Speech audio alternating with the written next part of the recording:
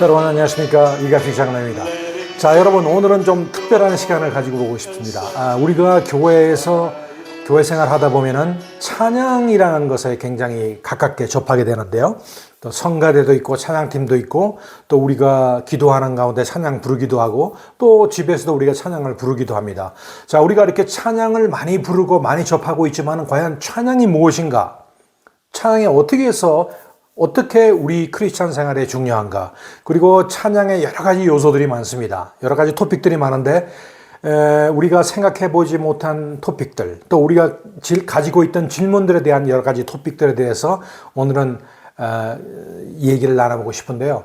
제가 수년 전에 교회에서 세미나를 한 적이 있습니다.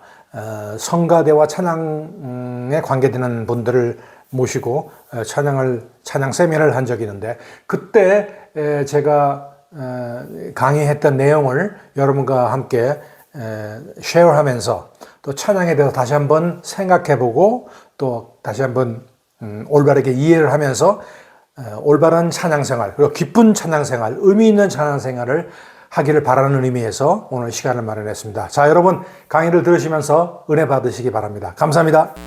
오늘 나눌 토픽들을 한번 얘기해 보자면요, 간단하게 아무래도 찬양에 대해서 우리가 배워야 되니까 음악이 무엇이며 찬양이 무엇인가에 대해서 우리 성경적인 어떤 기본 정의를 잠깐 말씀을 드리고, 그 다음에 실용 토픽, 이것이 이제 여러분과 제가 이제 얘기를 나눌 건데, 찬양할 때 감정이 영감을 만드느냐, 영감이 감정을 만드느냐, 찬양에 은혜 받는 비결이 있는가, 크리스찬 선율이라는 게 있는가 없던가, 현대 예배와 찬양이 무엇인가, 찬양팀은 기쁨조가 아니라는데 나는 모델이다, 북치고 장구치는 찬양 리더, 이렇게 제목을 통해서 여러분과 함께 찬양에 대해서 우리가 몰랐던 것도 배우고 알았던 것도 다시 한번 리마인드하는 시간을 가지기로 하겠습니다.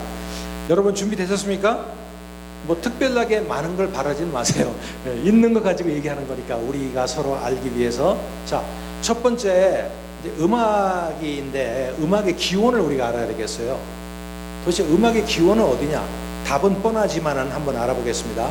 음악의 기원을 알기 위해서는 이 구절을 우리가 한번 생각해 볼 필요가 있습니다. 에스겔 28장 13절에 보면은 내가 지음을 받던 날에 너를 위하여 소고와 비파가 준비되었도다. 다 같이 한번 읽어보겠습니다. 시작. 내가 지음을 받던 날에 너를 위하여 소고와 비파가 준비되었도다. 여기서 너라는 게 누굴까요? 허심탄회하게 얘기하는 겁니다. 뭐 틀리거나 그래서 낙제하는 거 없으니까. 너가 누굴까요? 그리고 소고와 비파, 이게 뭘까요? 이거를 우리가 알아야 됩니다. 자, 여기서 너라는 거는 천사장 루시퍼를 여기서 가리키고 있어요. 천사장 루시퍼 아시죠? 사탄. 그 다음에 소고는 뭐냐?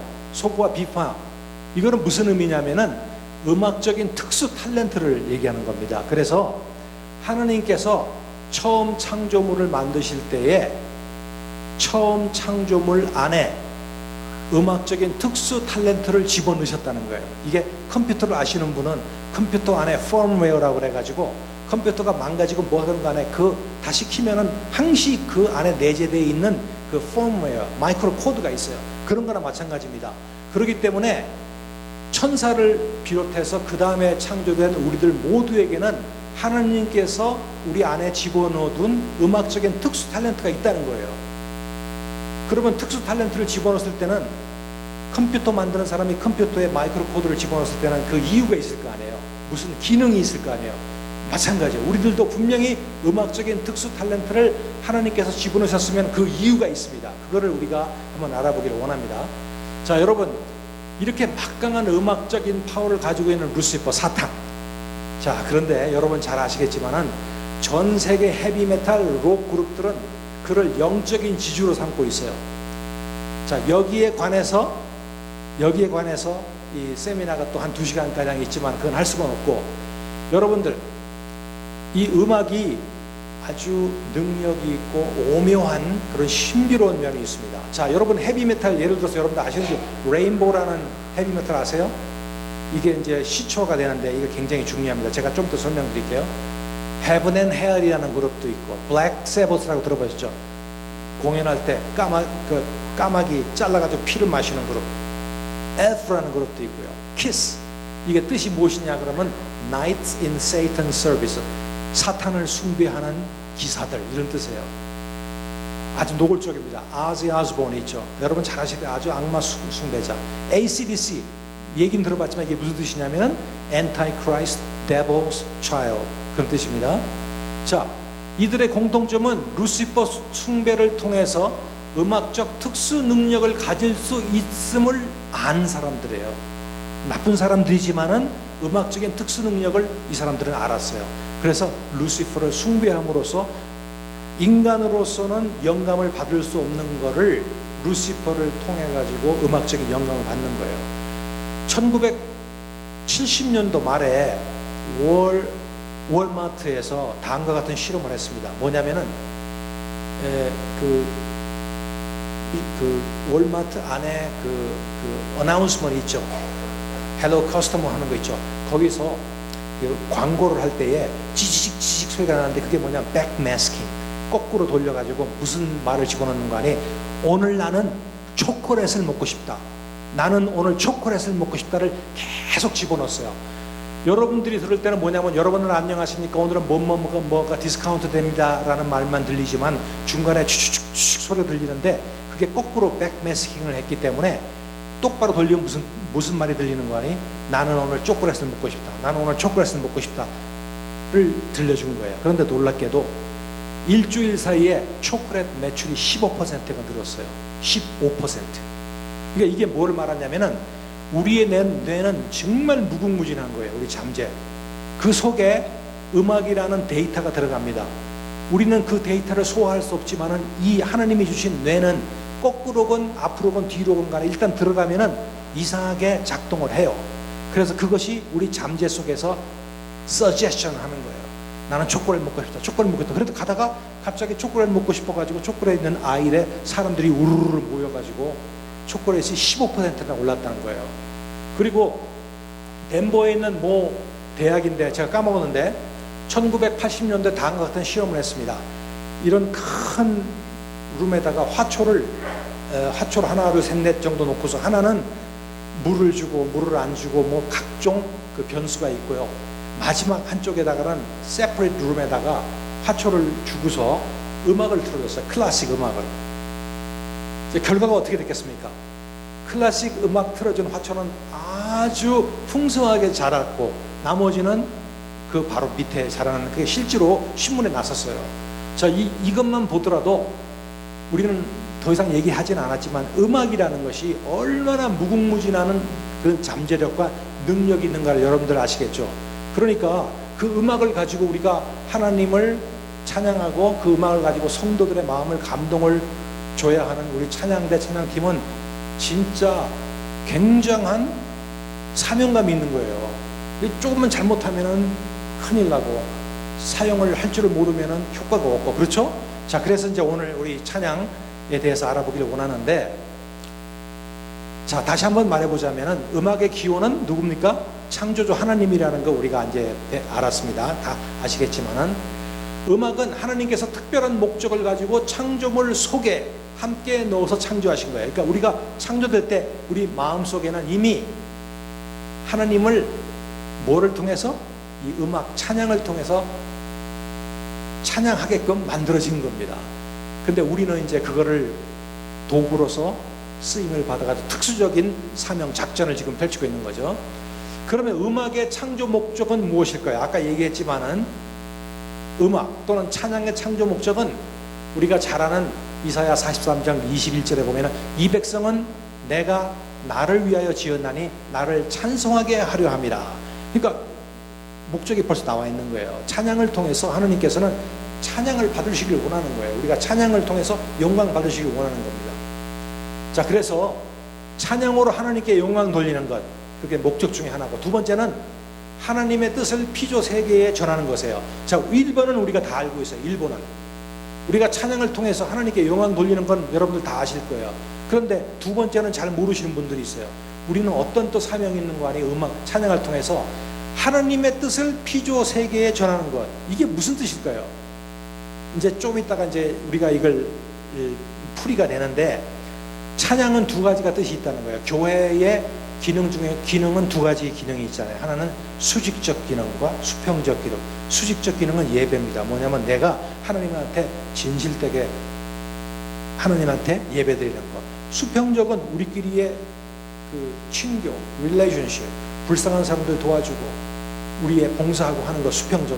그 두 가지 형식이 있듯이 이 찬양도 하나님께 영광을 돌리면서 우리를 통해서 하나님의 뜻을 피조 세계에 전하는 것입니다. 자, 이제 좀 이따 알아보겠습니다. 자, 그래서 이것을 우리 찬양대 찬양팀에 적용을 잠깐 해보자면요. 찬양대 찬양팀은 마음의 고백인 찬양을 통해 창조주 하나님께 영광을 돌리고, 드리는 찬양을 통해 하나님의 뜻과 은혜를 감동을 통해 성도들에게 전한다. 자, 이게 중요합니다. 우리는 반쪽만 알 수가 있어요. 뭐냐면은 너무 하나님에게 이게 프라이머리, 아주 중요한 우리의 그 기능이지만은 하나님의 영광 돌리는 건 당연한 거예요. 찬양의 목적이니까. 두 번째 목적도 있다는 거예요. 세컨더리 목적이 뭐냐면은 찬양을 드림으로 인해서 하나님과 하나님의 뜻과 은혜를 감동을 통해서 성도들에게 전해야 돼요. 이 말은 무슨 말이냐면은 찬양대와 찬양팀이 찬양을 하는데 성도들이 감동을 못 받으면 something wrong with the 찬양대 찬양팀이라는 거예요. 아시겠어요? 찬양대와 찬양팀이요, 감동을 못 드리고 성도들이 막 지겨워서 그러고 그러면은 인도자의 문제가 있든지 곡 선정에 문제가 있든지 찬양팀에 문제가 있든지 분명히 문제가 있는 거예요. 이거를 우리가 간과하면 안 돼요. 이 두 가지가 확실하게 나타낼 때에 그 성가대와 찬양팀이 살고 그 교회가 산다는 거죠. 그래서 어떤 찬양팀은 숫자가 많은데 음악적으로도 괜찮은데 왜 찬양팀이 살지 못하냐? 두 번째 문제가 있을 수도 있어요. 은혜, 감동을 전하는 사명도 있는 것입니다. 하나님의 뜻은 어떻게 전하느냐? 가사를 통해서 나중에 나옵니다. 은혜는 우리가 찬양을 하면서 성령님이 임하잖아요. 뜻과 은혜, 가사와 성령님이라는 뜻입니다. 자, 그러면 찬양은 도대체 무엇인가? 자, 찬양이라는 것은 하나님이 있고 회중이 있는데 한마디로 얘기해서 그 가운데 찬양이 있다고 보면 됩니다. 그래서 찬양을 통해서 하나님한테 올라가고 찬양을 통해서 회중한테 드리는 무엇이 있을 때 퍼펙트한 찬양이 되는 것입니다. 찬양의 어원적 의미도 또 안 알아볼 수가 없죠. 잠깐 알아보겠습니다. 자, 영어로는 praise라고 그러죠. 히브리어는 할렐루라고 합니다. 다른 여러 가지 뜻도 많아요. 그러나 가장 많이 쓰이고 가장 relevant한 그런 뜻을 보자면은 praise, 할렐루입니다. 자, 이 말은 무슨 뜻이냐면 높이다, 칭찬하다, 자랑하다는 어원적인 의미가 있어요. 그래서 찬양의 진정한 의미는 찬양의 대상이 되는 자, 누굽니까? 하나님. 하나님이 행하시는 모든 것을 칭찬하는 행위, 칭찬하는 행위가 찬양이라는 거예요. 아셨어요? 칭찬하는 행위. 자, 그런데 그러면 엄밀히 얘기해 보자면은 찬양은 하나님을 칭찬하는 모든 행위를 포함하고 있다고 그랬죠. 자, 이거는 우리가 음악으로만 찬양할 수 있습니까? 이 모든 것, 음악을 통해서, 미술을 통해서, 영화를 통해서, 스포츠를 통해서, 사업을 통해서, 문화를 통해서, 예술을 통해서 하나님한테 찬양을 할 수가 있어요. 모든 하나님이 창조하신 모든 것을 통해서 우리가 찬양을, 칭찬을 할 수가 있는 겁니다. 그런데 통상적으로 찬양을 우리가 말할 때는 우리는 음악적 표현을 통한 행위를 우리가 보통 일컫습니다. 그래서 우리가 앞으로 얘기할 때는 찬양하면은 뭐 위에 여러 가지를 통해서 할 수 있지만은 음악을 통해서 하는 것으로 일단은 통일하기로 하겠습니다. 아시겠어요? 지금부터 음악적 표현으로서의 찬양에 대해서 얘기해 보기로 하겠습니다. 그럼 이제 오늘의 토픽. 자, 찬양할 때 감정이 영감을 만드는가, 영감이 감정을 만드는가? 무슨 말이냐면은 emotionalize가 first 돼가지고 spiritualize가 됩니까? 아니면 spiritualize가 먼저 된 다음에 emotionalize가 됩니까? 자, emotionalize가 먼저 돼서 spiritualize가 된다고 생각하시는 분 손 들어보세요. 아무도 없어요? 그러면 spiritualize가 된 다음에 emotionalize가 된다고 하시는 분 아무도 없어요? 그러면 나머지 분들은 뭡니까? 이 세미나니까 틀리고 그런 게 없어요. 우리가 서로 교통을 해야 되니까. 자, 거기에서 한번 알아보자는 거예요. 그래서 제가 실제 예를 듭니다. 자, 덴버 어느 큰 교회에서 뭐 LA도 좋고요. 막 아주 유명한 크리스천 밴드가 와가지고 공연을 하는 날이에요. 우리 교회 박 집사님과 김 집사님이 거기 가기로 작정을 했습니다. 근데 이 박 집사님은 막 성격이 열정적이고 직성적인 분이에요. 김 집사님은 아주 조용하고 차분하신 분이에요. 이 박 집사님은 실수가 많아. 김 집사님은 실수를 안 하셔. 그런 두 분이 만나가지고 찬양 집회에 간 거예요. 딱 밖에 가니까 파킹장이 빡빡한데 차를 간신히 파킹을 하고 이제 들어간 거예요. 그러니까 뭐 쿵작쿵작 막 그냥 드럼 소리가 나고 베이스 소리가 나고 사람들이 막 할렐루야 그러고 막 그러는 거 알게 좀 늦게 갔으니까 뒤에 자리에 둘이 앉았어요. 이렇게 보니까 사람들이 손을 드니까 두 사람이 손을 이렇게 들었어요. 그래서 막 할렐루야 할렐루야 하는데 한 2, 3분 있다가 이 박 집사가 확 일어나서 막 몸을 비틀며 할렐루야 할렐루야 무슨 말인지 아시죠? 막 야단났습니다. 근데 김 집사는 박수도 치고 그러는데 밋밋해요. 아직도 밋밋해. 그러다가 찬양이 계속되면서 나중에 한 30분 정도 되니까 김 집사가 완전히 헷가닥 돌아버렸어요. 오히려 박 집사보다 더 그냥 막 그냥 하나님을 막 찬양하고 소리 지르고 그래요. 자, 우리가 박 집사님과 김 집사 이 두 분을 볼 때에 반드시 그런 건 아니지만은 원칙적으로 성경적으로 볼 때 어느 분이 그러니까 박 집사님은 이모셔널 내가 의뢰 받아야 되겠다 막 이모셔널라이즈 돼서 그 표현을 하다가 스피리추얼라이즈가 된 거라고 볼 수 있습니다. 영을 이제 성령님이 임하게 된 거라고 볼 수 있고 이 김 집사는 아직 영을 못 받을 때는 삐쭉삐쭉 하다가 성령님이 막 역사를 하니까 성령님 역사에 의해 가지고 막 자기 자신이 나오는 경우가 있어요. 어느 경우 전자 후자가 어느 경우가 올바르다고 볼 수 있을까요? 후자 맞습니다. 자, 왜냐하면은 우리는 하나님의 은혜를 받거나 말씀을 받기 전에는 아무것도 몰라요. 우리가 하나님 못 찾아요. 우리가 하나님 찾았어요? 하나님이 우리를 찾으셨죠. 하나님이 우리를 찾거나 하나님이 우리한테 영을 주시거나 말씀으로 은혜를 주시기 전에는 우리는 몰라요. 찬양도 마찬가지입니다. 여러분들 조심하셔야 돼요.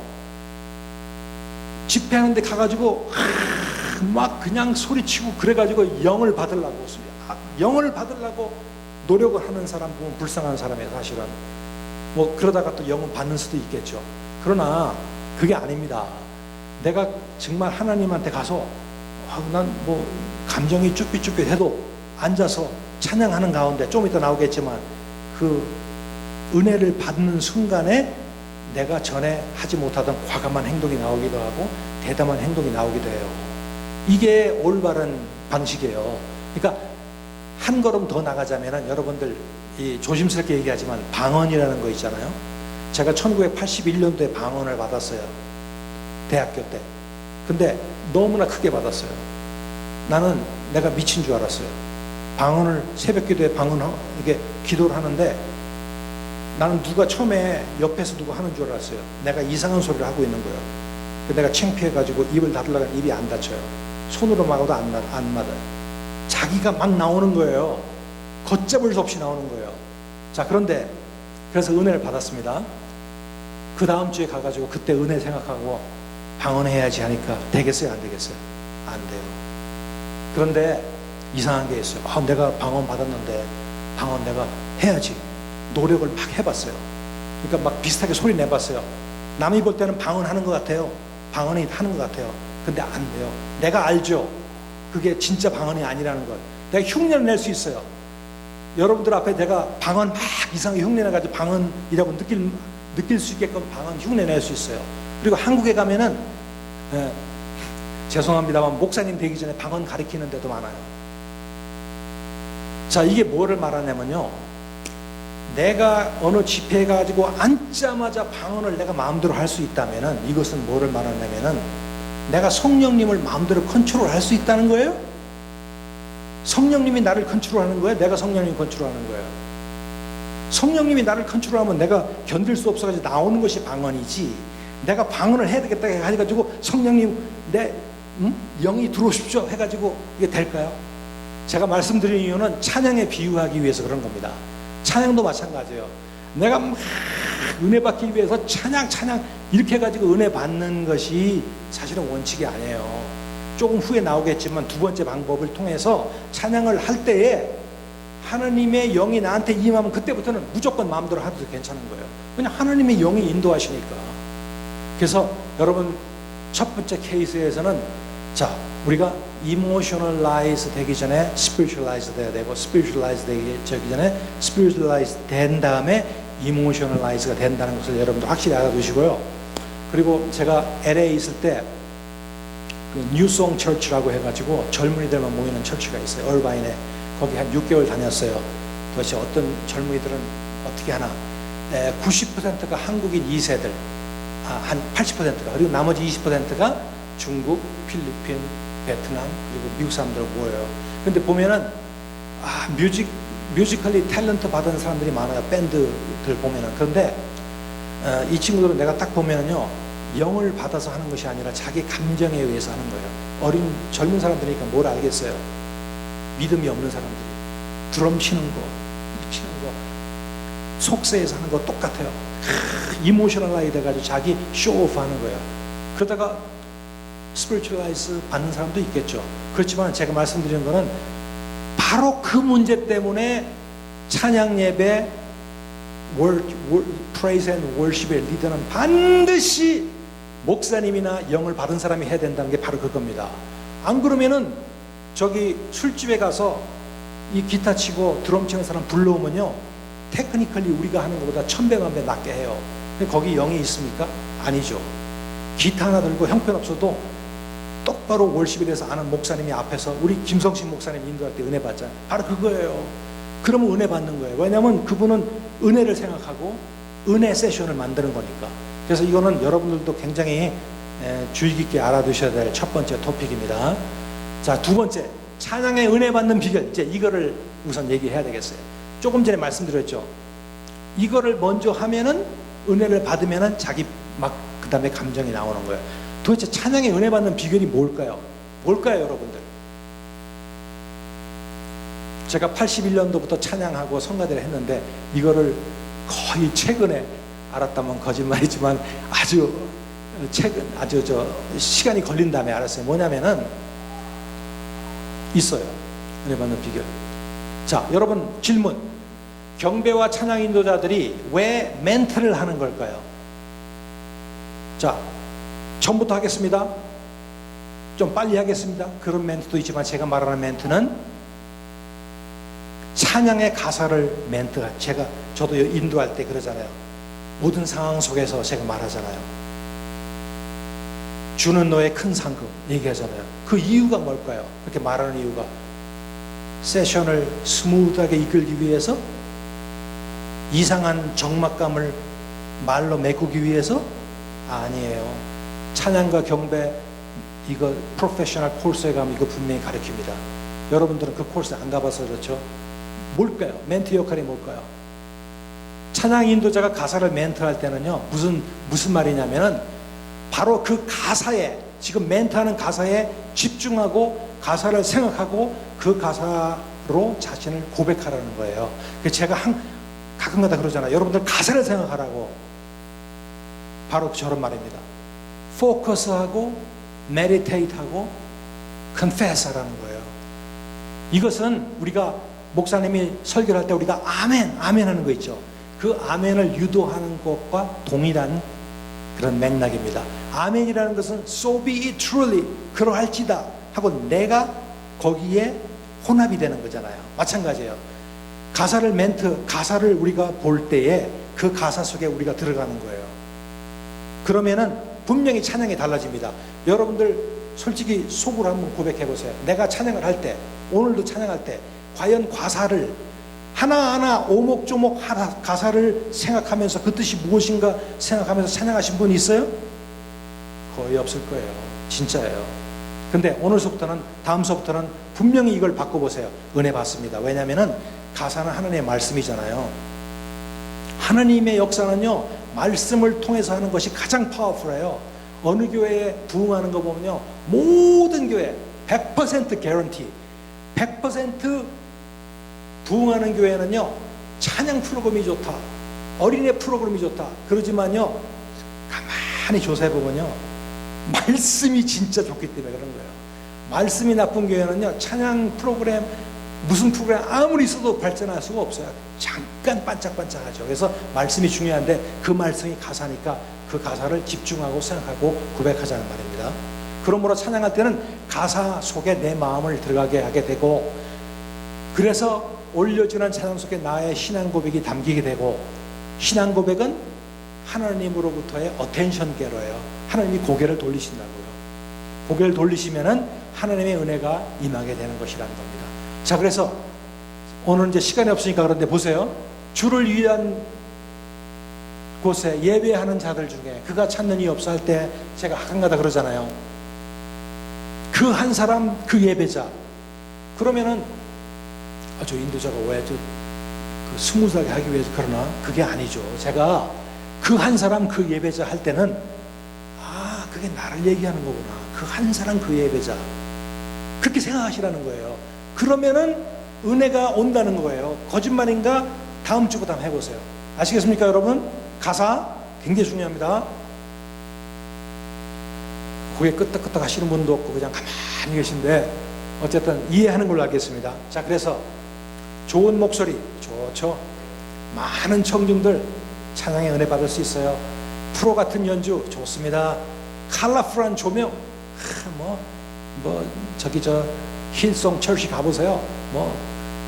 그 세상 프로덕션 버금갑니다. 다양한 밴드 악기들, 스몰 오케스트라에서 빅 오케스트라 다 있습니다. 큰 박수 소리 나오죠. 멋진 의상 입고 막 춤추죠. 좋은 율동하죠. 많은 찬양 팀원들 있죠.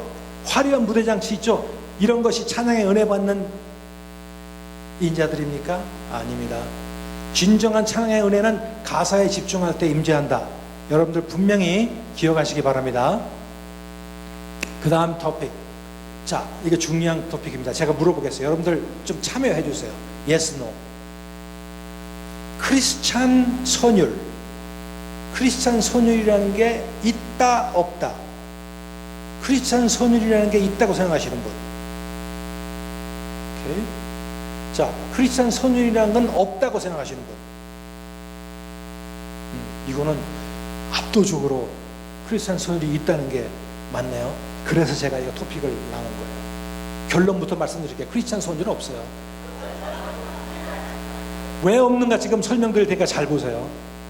이거 여러분들 몰랐을 거예요. 이런 걸 알아야 돼요. 우리 찬양대원들은.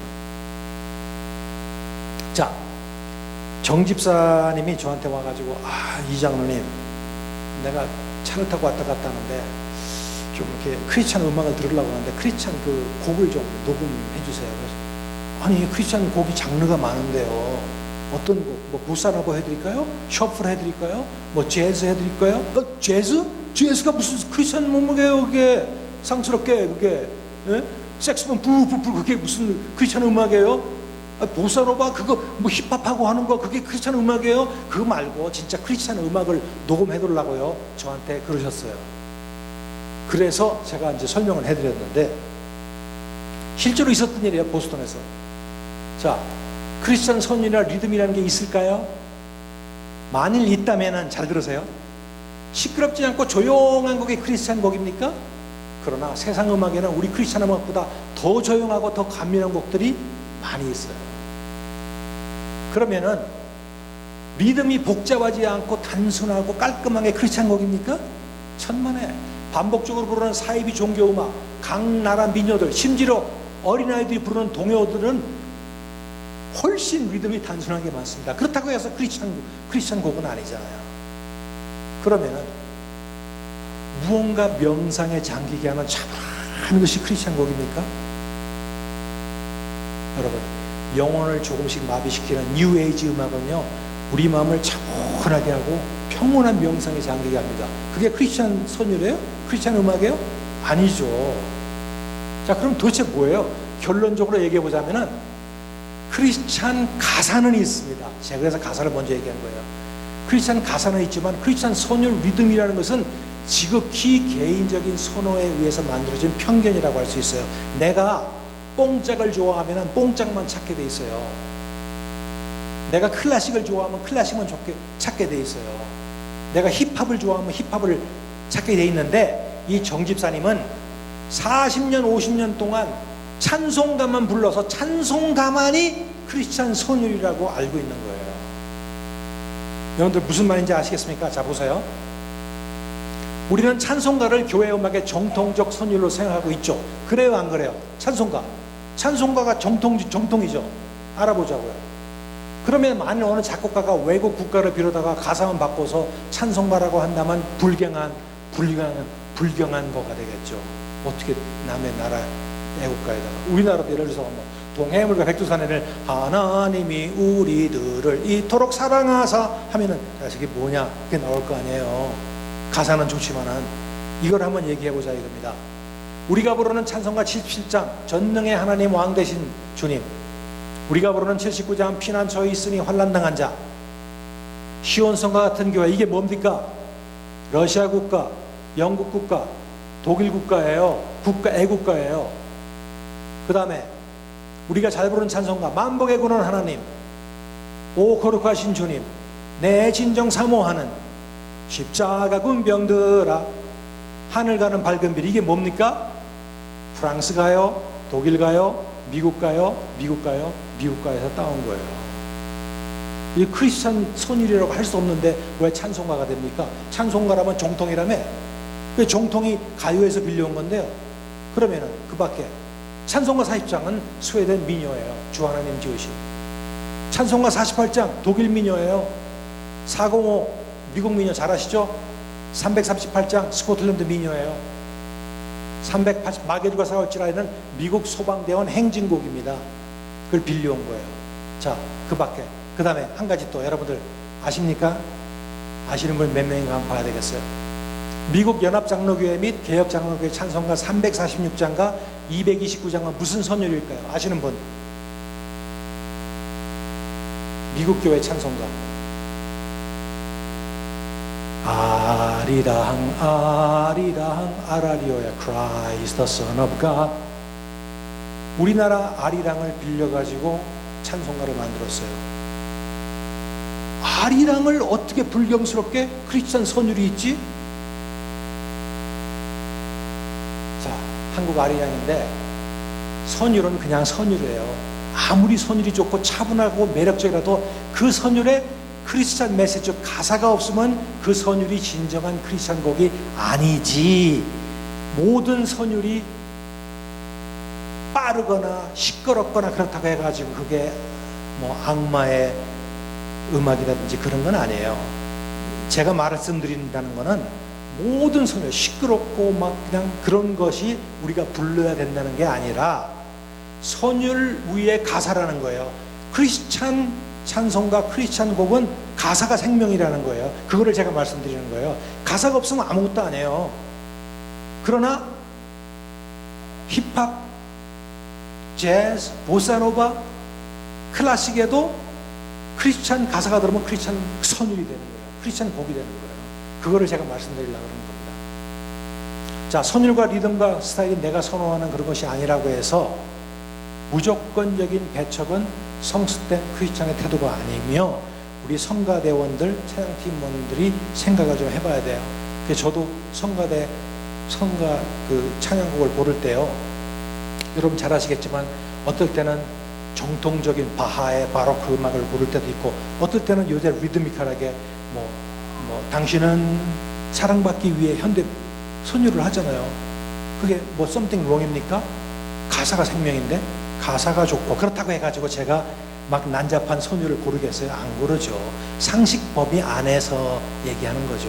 상식 범위 안에서는 선율은 다양할수록 좋고요, 가사는 반드시 지켜야 될 것이 가사입니다. 그러므로 크리스찬 찬양에 있어서 가사는 모든 것이 중심이 됩니다. 선율은 다양할 수 있지만 가사만은 반드시 성경적인 찬양을 불러야 됩니다. 좀 빨리 진행하겠습니다. 시간이 됐으니까. 그 다음에 현대예배와 찬양. 현대예배를 여러분들이 알아야 돼요. 현대 예배 하는데 현대 예배가 뭐예요? 현대 예배. 김은일 집사님 현대 예배가 뭡니까?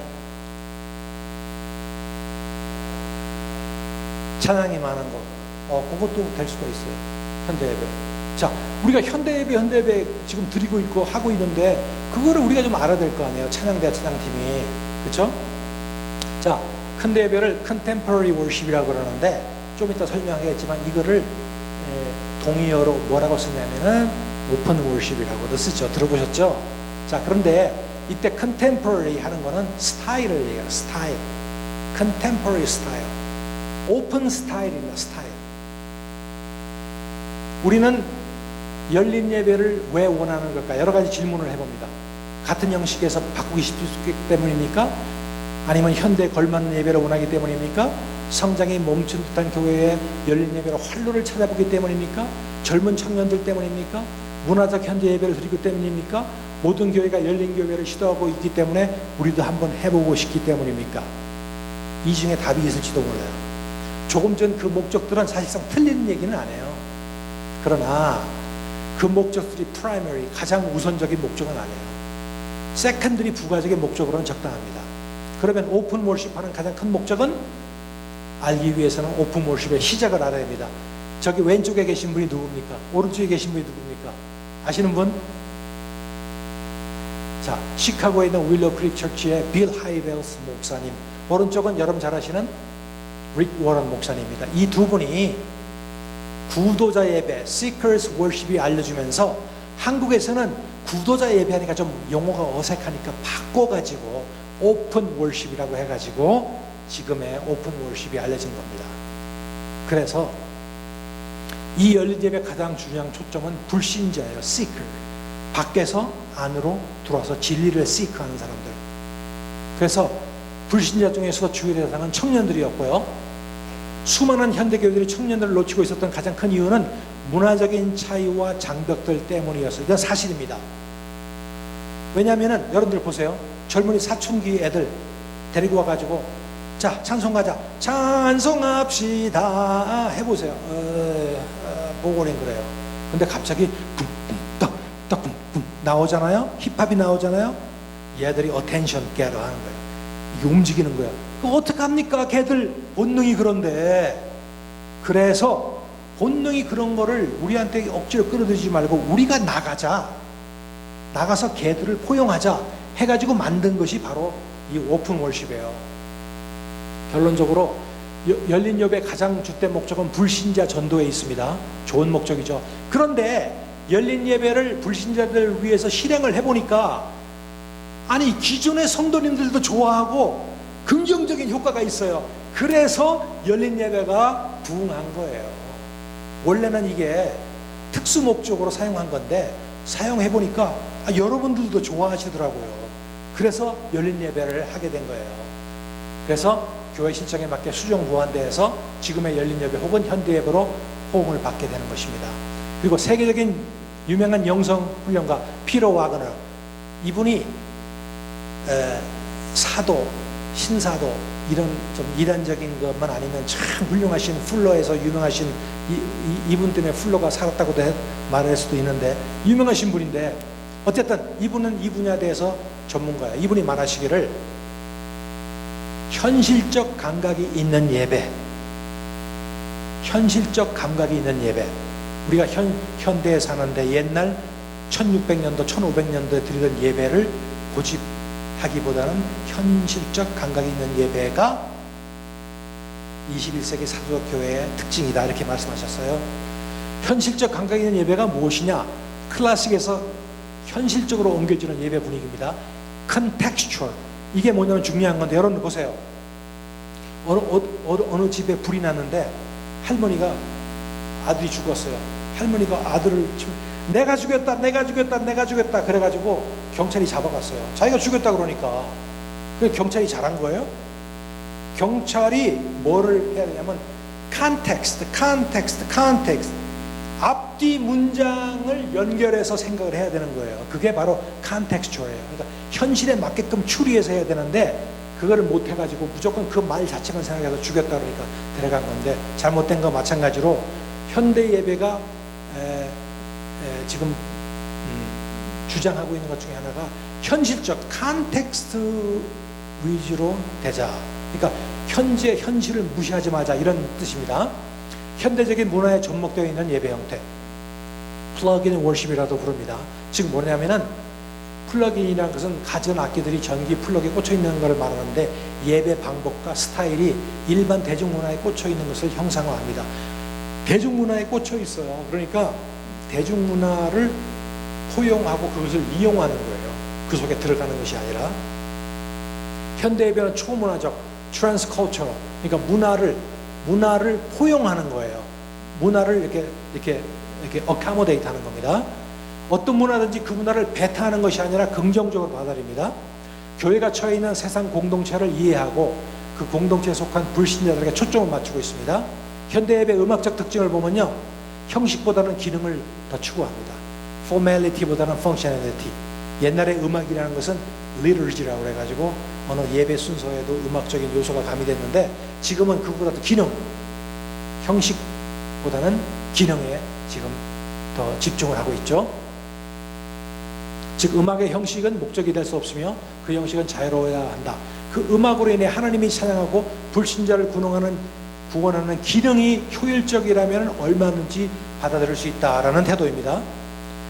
현대적 예배란 전통적인 예배와 구별되는 차원이 아니라 그 시대에 맞는 예배가 곧 현대적인 예배인 것입니다. 그래서 에스버리의 그 교수이신 조지 헌터 박사는 이렇게 말했어요. 모든 예배는 다 현대적이다. 가장 현대적인 예배는 그 시대 그 문화에 맞는 예배다. 예를 들어 18세기 독일의 파이프 올간 음악은 그 당시 독일 문화에서는 가장 현대적인 표현이었다. 지금은 구식이지만 그때는 현식에 아주 현대적이었다는 얘기예요. 지금도 우리 현대에 맞는 그런 보조를 맞춘다면 그것이 바로 현대적인 예배다, 이런 뜻입니다. 다음 예배 형식 여러분들 보세요. 이게 바람직한가? 묵도로 시작해서 사회자 성경낭독 듣고, 장로님 기도 듣고, 성경 봉독 듣고, 성가대 연주 듣고, 목사 설교 듣고, 광고 듣고, 축도 듣고, 축도성 듣고 집으로 간다. 듣고만 가는 거예요. 예배를 보러 갑니까? 드리러 갑니까? 아직도 예배를 보러 가는 사람이 많죠. 드리러 가야 되잖아요. 오퍼 해야 되잖아요. 그래서 찬양팀과 찬양대 마찬가지예요. 원맨 쇼, no. 여기 나와가지고 원맨 쇼 자랑하는 건 no예요. corporate worship, corporate이라는 것은 다 합쳐서 전체적인 걸 얘기합니다. 전체적으로 월십을 드리자는 거예요. 예배팀이 가장 신경 써야 할 것은 예배가 소수 프로페셔널에 의해서 주도되는 것이 아니라 모든 성도들이 적극적으로 참여하는 corporate worship이 되게 하는 것이에요. 그래서 제가 가끔 가다가 여러분들 자꾸 참여하는 걸 원하고 무슨 행사 같은 거 할 때도 자꾸 여러분들 참여하게끔 하는 이유가 우리는 전부 참여해야 되는 거지 몇 사람만 나와가지고 여러분들을 보고 하는 게 아니잖아요. 그거 생각을 좀 바꾸셔야 돼요. 궁극적으로는 성령님께서 모든 예배의 진정한 인도자와 주관자가 되시게 하는 것이다. 빨리 넘어갑니다. 찬양팀은 기쁨조가 아닙니다. 자, 이게 뭐냐? 제가 1994년도에 캘리포니아에서 LA로 갔다. 캘리포니아에서 덴버로 갔어요. 와서 이렇게 쭉 보니까 찬양이 굉장히 척박하더라고요. 그래서 찬양팀을 헵시바라는 찬양팀을 콜로라도 최초로 만들었어요. 거기에 제가 스카우트해서 우리 교회로 온 사람이 최선미 집사님, 그리고 우리 몇 년 전까지만 해도 김동현 전도사님 있었죠. 그분도 제가 스카우트해서 그다음에 그분한테 제 2대 지휘자 물려주고 내가 나왔고, 그분도 우리 교회에 오셨어요. 하여튼 뭐 조용필과 같이 하던 사람, 뭐 또 저기 서태지와 하던 사람들 다 모여가지고 했는데, 그래서 창단해서 그 다음 해에 CBMC라고 해가지고 크리스천 비즈니스맨스 클럽인가 그 덴버에서 창립을 했었어요. 그때 저희 헵시바 찬양팀이 초대를 받았어요. 자, 그때의 디너쇼 광경입니다. 자, 근데 축하로 온 많은 성도님들이 디너를 이렇게 들고 있을 때 초대된 우리 헵시바 찬양팀이 찬양을 연주했어요. 자, 그런데 보세요. 창피스러운, 여러분 이게 접니다. 이거 누구예요? 최선미 집사예요. 여기 지금 김나령이 있는데 지금 저 합창단 지금 단장으로 지금 합창하고 있잖아요. 그때 사람들이에요. 자, 이게 왜 창피하냐면 저에 대해서 창피한 것이 아니라 사진에서 창피한 게 아니에요. 저 정도면 괜찮지 뭐 못생긴 건 아니잖아요. 왜 창피했냐면은 보세요. 왜 창피했을까? 우리는 찬양을 하나님께 드린 것이 아니라 그곳 CBMC 창립을 축하하러 온 사람들을 즐겁게 하기 위해서 찬양을 하였던 거예요. 제가 이게 창피한 거예요. 제가 역사에 남는 모욕. 그때는 왜 그걸 생각 못했을까 했는데 다른 사람들 디너 먹고 있을 때 찬양을 했으니 그 사람들 즐겁게 찬양 밥 먹으라고 한 거예요. 하나님께 드려야 되는데 이게 여러분들 저만 실수하는 거예요? 여러분들 이런 실수 안 하실 것 같아요? 그래서 제가 저의 창피한 걸 끄집어내는 이유는 저의 example을 통해 가지고 여러분들이 진정한 찬양의 목적을 알라고 제가 한 겁니다. 이것은 찬양이 아니었어요. 찬양은 오직 하나님께 주객이 전도된 찬양을 합니다. 멋진 연주와 만족을 이거는 욕구 수단이 아니에요. 하나님께 드리는 나의 간절함보다 나의 실력, 나의 겉모습에 더 신경 쓰고 있는지 아닌지 생각해 봐야 됩니다. 찬양의 목적과 대상을 혼동하지 말았으면 좋겠습니다. 그 다음에 나는 모델이다. 여러분 한국에서 나는 모델이라는 TV 프로그램 보신 분? 우리 저 임권사님은 아주 저런 거 잘 보시네. 기도 좀 하셔야 되는데 집에서 기도 안 하시고 뭐 하실까? 자, 저도 이 프로그램 봤는데 제가 여기서 쇼크를 받았어요. 쇼크를 받고 진리를 얻었어요. 자, 제 말씀 들어보세요. 딱 시작하니까 무대 위로 이제 그 뒤에서 연출가가 막 이렇게 얘기하고 막 나가라 그러고 그 앞에서 그 모델들이 막 나가서 이제 나가는 거예요. 근데 한 모델이 나왔어요. 근데 아주 날씬한 모델이 나왔어요. 딱 나와서 무대 앞에 딱 섰어요. 쓰더니만은 이렇게 딱 하더니만은 여기 있는 재크를 딱 이렇게 열더라고요. 여니까 TV가 저쪽을 보여주는데 연출가가 오 노 당장 불러와. 그 의자 돌아가지고 못 나갔어요. 여러분들 뭐가 잘못된 것 같아요? 저도 처음에 몰랐는데 들어보세요. 그 나중에 그 사람이 얘기하는데 모델은 옷을 보이기 위해서 수단이지 저를 보이기 위해서 하는 것이 아니라는 거예요. 연출가가 이렇게 나가야지만은 옷의 모습이 가장 멋있게 나오기 때문에 이대로 하라고 그랬는데 이 모델이 나가서 관객들이 박수치고 그러니까 자기한테 갈채하는 것처럼 생각하고 자기를 더 드러내려고 이걸 벗은 거예요. 자, 여러분 찬양에 대해서 한번 생각해 보세요. 우리는 찬양의 목적이 하나님한테 찬양하는 거죠. 근데 때로는 나를 잘 보이기 위해서 혹시 혼동하고 나는 모델이다처럼 혹시 나 자신을 나타내려고 한 적이 없어요? 없다면 거짓말이에요. 나도 그랬으니까. 저도 그랬으니까. 그래서 이거를 통해서 더 이상 길게 안 하겠어. 시간이 없으니까. 무슨 말인지 알겠죠? 주객이 전도된 거 분명히 생각하시기 바랍니다. 마지막으로 북치고 장구치고 치는 찬양 리더. 이거는 우리 찬양팀들한테 이제 마지막으로 얘기하고 싶어요. 자, 찬양 인도자는 고군분투하는 팔방미인이어야 하나 이어야 하나.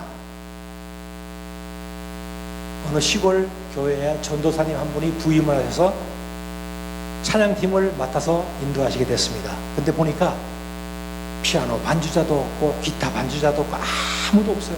성도들이 요만큼 있는데 아무도 없어요. 피아노 치는 사람도 없어요. 그래서 혼자 찬양을 인도하시게 됐습니다. 옛날에 기타를 치는데 자, 기타 쳐야죠. 찬양해야죠. 그 다음에 리듬 맞춰야죠. 분위기 맞춰야죠. 이건 넘겨야 되죠. 팔방민으로 옛날에 그 보면은 뒤에 드럼 이렇게 메고 쿵파 하는 사람 있죠. 그 사람처럼 그분이 그렇게 3개월 동안 고생을 하신 거예요. 그러니까 반주자가 들어왔어요. 자, 반주자가 들어오니까 변화가 생겼어요. 이제 반주자가 전체 반주를 해주니까 전도사님이 한참 쉽게 리드를 하셨어요. 조금 있으니까 드럼 치는 사람이 들어왔네. 이제 리듬을 걱정할 필요 없어요. 조금 있으니까 기타가 들어왔어요. 기타가 들어오니까 베이스가 들어왔어요. 베이스가 들어오니까 기타 칠 때 이제 오픈 코드로 칠 수 있어요. 클로즈 코드 하지 않아도 돼요. 클로즈 코드 하면은 밑에 둥둥둥하게 나니까 그것까지 했었는데 이제 쉽게 오픈 코드로 할 수 있어요. 조금이니까 보컬이 들어왔어요. 보컬이 들어오니까 자기가 혼자 보컬을 다 할 필요 없이 그때서 나오기 시작하는 것이 월십 인도가 나오는 거예요. 지금까지는 월십 인도한 것이 아니라 찬양 인도를 하신 거예요. 근데 찬양 인도의 모든 조건이 충족되니까 이분이 이제 월십 인도가 됐어요. 그런데 이분이 어느 교회 목사님으로 부임해 가셨어요. 아주 반가운 소식이에요. 공백이 폈는데 목사님이 고군분투하셔가지고 또 어떤 분 전도사님 한 분을 오셨는데 이분은 찬양도 해보시고 별거 다 해보신 분이에요. 왔는데 보세요. 왔는데 3개월 전에 그 전도사님이 한 거 그대로 하시는 거예요. 기타 혼자 치고 가사하고 혼자 여기 사람들 있는데 사람을 쓰지를 않는 거예요. something wrong이라고 생각 안 하세요? 자, 뭐냐면요. 찬양팀은, 이건 이제 찬양팀을 위해서 얘기하는 거예요. 찬양팀은 각자의 기능이 있어요. 근데 가장 큰 혼동하는 이유가, 잘 들으세요. 여러분들 나와서 할 때에 여러분들은 어떻게 생각하시는 거니? 제가 이제 예를 들어서 찬양 리드 하잖아요. 찬양 리드를 저한테 맡기시는 건데 wrong. 찬양 리드를 저한테 맡기시면 안 돼요. 저는 월십 리더예요. 찬양은 여러분들이 하시라고 보컬을 만들어 놓은 거예요. 반주하라고 만들어 놓은 거고, 저는 찬양할 필요가 없어요. 저는 뭐를 바라야 되냐면은 성령님의 인도하심을 받아가지고 그거를 여러분한테, 아까 처음에 얘기했죠, 성도들한테 감동을 주기 위해서 저는 월십을 하는 거예요. 월십 리더라고요. 찬양 리더가 아니라. 그러니까 월십 리더가 찬양을 리더하려고 보컬을, 음정을 맞춰주고 강약을 맞춰주다 보면은 그분이 월십을 리더하겠습니까? 그러니까 찬양팀이 안 되는 거예요. 찬양팀은요, 월십 리더, 예를 들어서 이제 김성신 목사님이 나오셔서 하잖아요. 김성신 목사님이 월십 리더잖아요. 그러면 찬양은 여러분들이 해줘야 돼요. 제가 드럼 치면서 느낀 것 중에 하나는 여러분들의 소리가 안 나와요. 여러분들이 사명감을 가지고 소리를 내주셔야 돼요. 보컬을 내주셔야 돼요. 그래야지만 보컬이 확실하게 나와줄 때에 김 목사님이나 제가 그 영으로 즉흥적으로 오는 그 영적인 표현을 제가 할 수 있는 거예요. 가사에 대해서 한 번 더 하자고 하고, 막 멘트도 하고, 스무드하게 연결하고, 여러분들한테 막 기도도 하고 요구하고. 이게 월십 리더지, 음정 잡아주는 게 월십 리더입니까? 그러니까 여러분들 분명히 이거를 다시 한번 느끼시고, 반성하실 분은 반성하시고 앞으로 그렇게 좀 고쳐주시기 바랍니다. 아시겠죠? 찬양 리더하고 월십 리더는 다릅니다. 자, 그래서 마지막으로 중요한 건 몇 가지 사항만 얘기하고 이제 줄여서 말하고 끝내겠습니다. 이제 서머라이즈 하겠습니다. 첫째, 찬양의 대상과 목적은 분명히 알아야 한다. 대상이 누구죠? 첫 번째, 두 번째, 프라이머리, 세컨더리. 해서 프라이머리를 얘기하고 있습니다. 가장 중요한 거, 찬양의 대상은 하나님, 목적은 하나님께 영광 올리는 것. 그것이 끝난 다음에 부수적으로도 우리가 생각해야 될 것이 조금 수준이 높아지면은 secondary function, 회중들도 대상이 될 수 있고, 그 목적은 하나님의 임재를 최대한 경험하게 하는 거예요. 여러분 잘 들어보세요. 찬양팀이 나와서 하는 거는 하나님께 영광 돌리는 게 가장 중요한 목적이지만, 그 목적이 어느 정도 완성된다면은 하나님의 임재를 최대한도로 여러분들에게 경험하게끔 수단으로서 쓰여지는 것이 찬양팀의 목적 중에 하나예요. 또 잘 기억하시기 바랍니다. 그 다음에 준비된 찬양을 해야 된다. 여러분들 아시죠? 철저한 연습. 우리 김 목사님이나 저나 분명히 주중에 그 악보를 드립니다. 철저하게 연습하시고, 제가 개인적으로 그래서 좀 그건데, 우리 전민영 자매님 한마디 해야 되겠어요. 왜냐하면 이분이 교회 성가대나 찬양팀 하신 분이 아니거든. 근데 할 때 보면은 또박또박 틀린 거 없이 찬양을 해요. 이게 뭘 말하냐면, 내가 물어보진 않았지만 집에서 분명히 악보를 보고 제가 보내준 거 듣고 찬양 들을 거예요. 그렇죠? 그거 봐요. 그렇게 연습을 해오니까 찬양이라는 것을 모르시는 분이에요, 이분이. 근데 찬양을 오히려 우리보다 더 잘 하더라니까. 이게 철저한 준비가 필요한 거예요, 연습이. 그 다음에 두 번째로, 시간 엄수. 제발 시간 엄수하세요. 난 시간 엄수 안 하는 사람들 보면 정말 답답해요.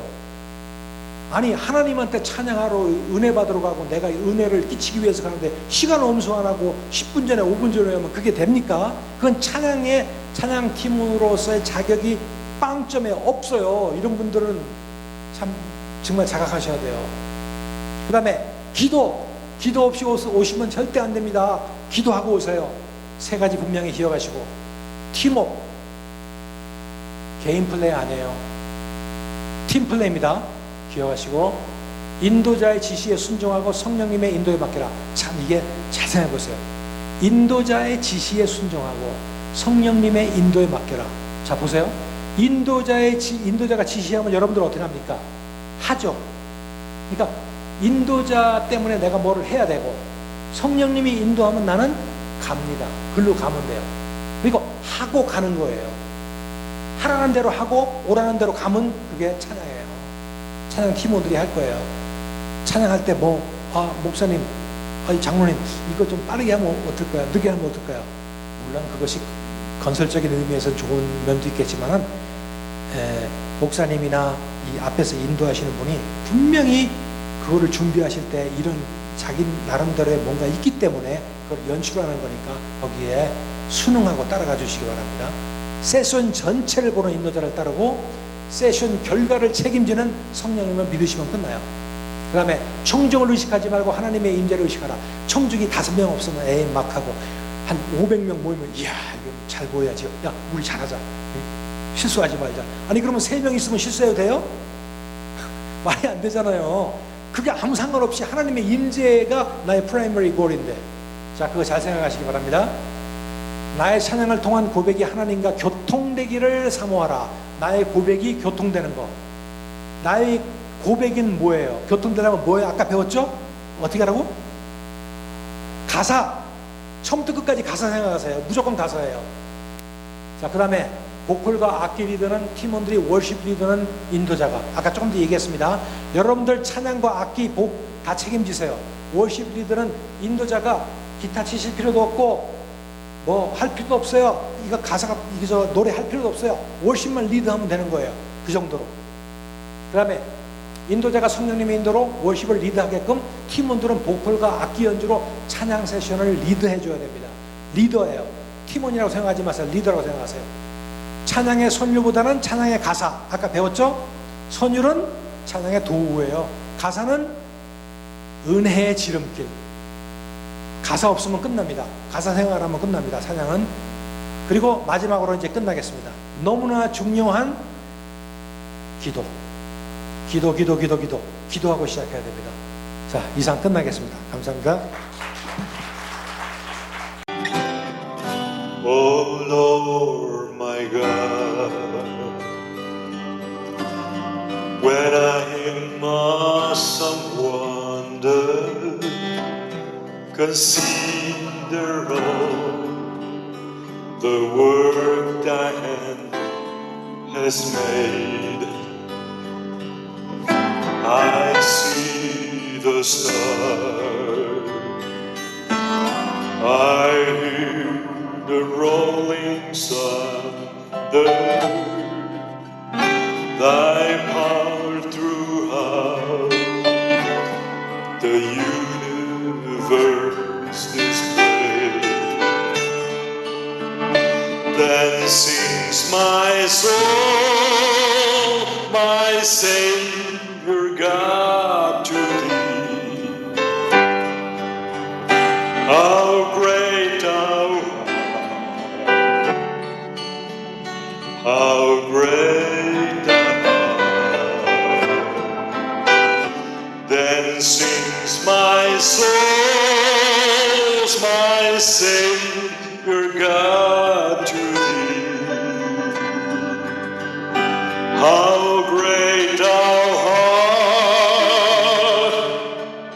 how great thou art. When Christ shall come, we shout of adulation, and take me home. What joy shall fill my heart? Then I shall bow in humble adoration and there proclaim, my God, how great thou art. Then sings my soul, my Savior God, to thee. How great thou art, how great thou art. Then sings my soul, my Savior God, to thee. How great thou art, how